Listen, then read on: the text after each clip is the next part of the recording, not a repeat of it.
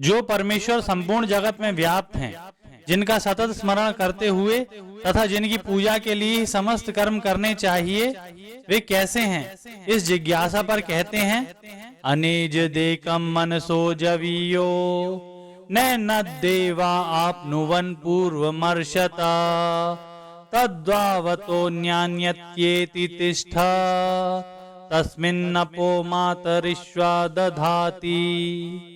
इसकी व्याख्या इस प्रकार है, वे सर्वांतर्यामी सर्वशक्तिमान परमेश्वर अचल और एक हैं, तथापि मन से भी अधिक तीव्र वेग युक्त हैं। जहाँ तक मन की गति है वे उससे भी कहीं आगे पहले से ही विद्यमान हैं। मन तो वहां तक पहुंच ही नहीं पाता। वे सबके आदि और ज्ञान स्वरूप हैं, अथवा सबके आदि होने के कारण सबको पहले से ही जानते हैं, पर उनको देवता तथा महर्षिगण भी पूर्ण रूप से नहीं जान सकते। जितने भी तीव्र वेग युक्त बुद्धि, मन और इंद्रियां अथवा वायु आदि देवता हैं, अपनी शक्ति भर परमेश्वर के अनुसंधान में सदा दौड़ लगाते रहते हैं, परंतु परमेश्वर नित्य अचल रहते हुए ही उन सब को पार करके आगे निकल जाते हैं। वे सब वहां तक पहुंच ही नहीं पाते।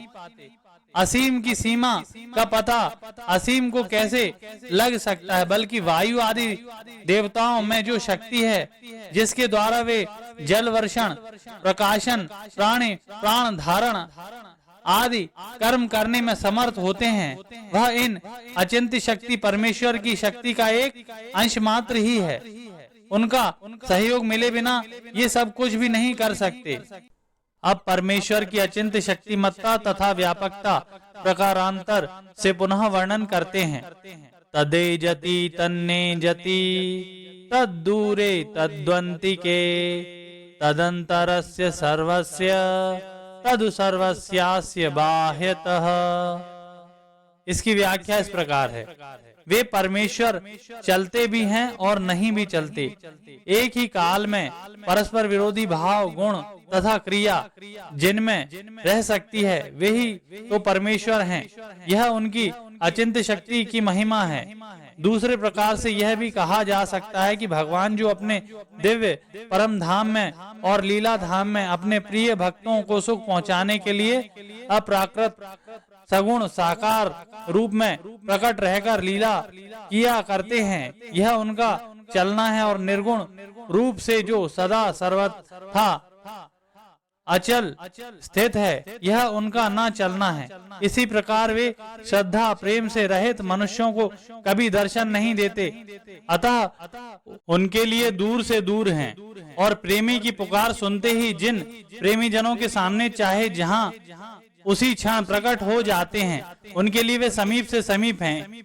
इसके अतिरिक्त वे सदा सर्वत्र परिपूर्ण हैं, इसलिए दूर से दूर भी वे ही हैं और समीप से समीप भी वे ही हैं, क्योंकि ऐसा कोई स्थान ही नहीं है जहां वे ना हो।